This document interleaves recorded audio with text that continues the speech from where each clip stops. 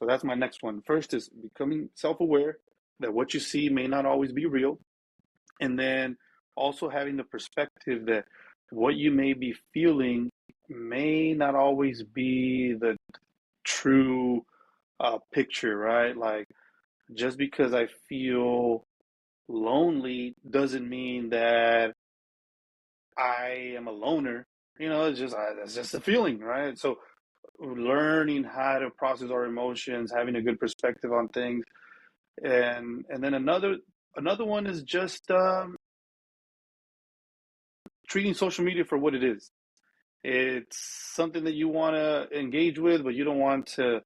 I know we've heard this a bunch of times. Adi, is like real life happens offline, right? Hmm. Like you want to try to eventually disconnect from it, but I think if you ever find yourself spending too much time on social media, if you can have that self-awareness to say, all right, enough's enough, let me put my phone down, let me go to the gym, or let me go for a walk, or let me call my parents and see how they're doing. Like you have to have that ability to shift gears, right? Um, but yeah, man, hopefully that answers the question a little bit. For sure. No, I think that it's important to uncover that. I think too, man. I think I did a little bit of research. According to the American Psychiatric Association, we're noticing that there's more adults that are feeling anxious than before, and that's gone up by like Mm-hmm. 5 to 6% the last 2 years.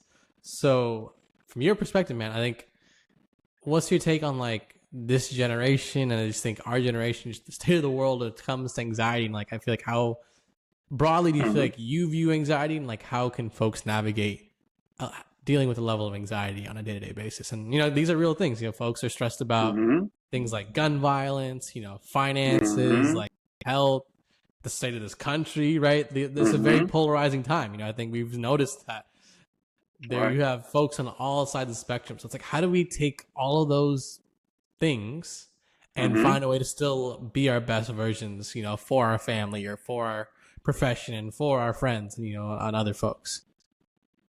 Oh, I love that question, man, because that's something that I see weekly. When I talk to a client, and more often than not, it's either they're anxious about something, or the other one that's very common is depression, but that's a completely different topic.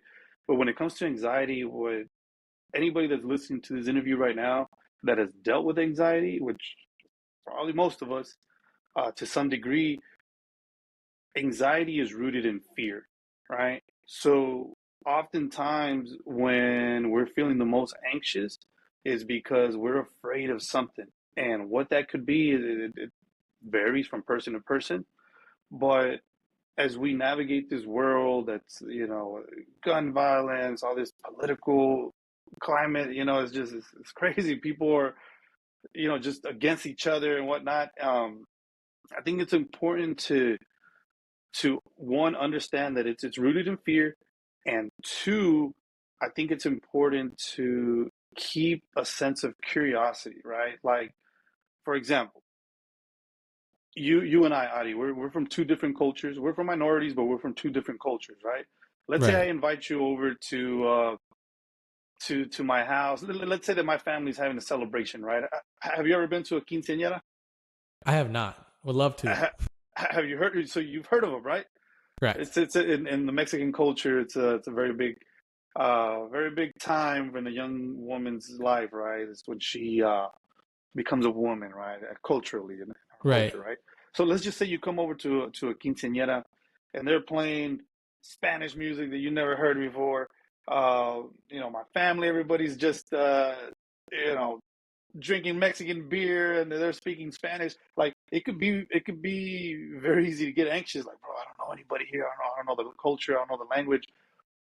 So the perspective that I like to offer is like, if you can come into a situation like this where it could easily create anxiety for you, and if you can shift your perspective to a perspective of curiosity, I think that helps put you at ease, right? You know what?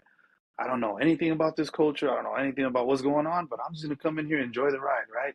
It already relaxes you, right? So if there's a person out there that's stressing out with their job, or maybe they lost their job, or maybe they have an exam coming up in college, or maybe their girlfriend is, wanting to break up with them, or vice versa.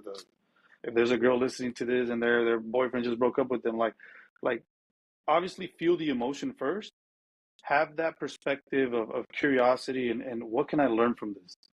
What can I gain from this, right? If people can slowly start to shift that mindset, I think it makes anxiety a little bit easier to manage. And the last thing that I'll say regarding anxiety is something that I really hope people can pick up on is anxiety is not always a bad thing. Like I don't know if you played sports in high school, but I played basketball, and I remember right before tip off, man, like I was feeling anxious, but it wasn't like this anxiety where like, oh my gosh, it's crippling that I want to stay in the locker room and not even come out. Like it was this like, let's go, baby. I want to take these warm ups off. I want to see what we could do. I want to see if we could beat the rival team, right? So anxiety, in many ways, it's supposed to help us, take action, and I think sometimes a lack of action is what starts to feed into the fear and it starts to create even more and more anxiety. So hopefully that gives you a little perspective of how you can shift your mindset. What a gem! I appreciate that. That was I endorse that heavily. And the only thing I was gonna add to that, man, Yeah. is if I was at that quinceanera, I'm probably using Shazam like 24/7. So I'm trying to add to my playlist. I'm gonna be totally honest. So, Listen, that's man, you probably gotta what I'm pull up, doing. man. I'm You gotta probably pull trying up, to talk bro. to the DJ like, I need that playlist ASAP. Listen, man, you'd be surprised, bro. I mean, some of those Spanish songs are fire, bro. They'll get you dancing, and you could dance like that. So you got to pull up, man. You got to pull up for sure. Hey man, the next Esquivel house event, I need that invite. I'm pulling up. Awesome, I man. But got you. no, I think just segueing, man. I think in terms of like just creating a healthy culture. I think we talked about Hmm. like where you're from, your why, and kind of the state of just not just minority men, but the state of where we're at in the world. It's like Hmm. how can folks like sometimes it's like we both played sports. Like sometimes you got to be that person to create that winning culture, right? Not Right. everyone can walk into the Heat culture like the Spurs or the Hmm. Warriors or the Lakers, but like how does someone like say for example like they just feel like they're the ones who like feel like they can't be real with their current friends, and like they're just struggling. So how can they start to create that environment where it's like, hey, one, I'm real with myself, but two, Hmm. it's like folks can now be real with me, and we both can, like hopefully like the whole group, it's with friends or family, like can create that true, honest, like safe environment to where everyone can just be real and like work together to overcome what's going on in their lives.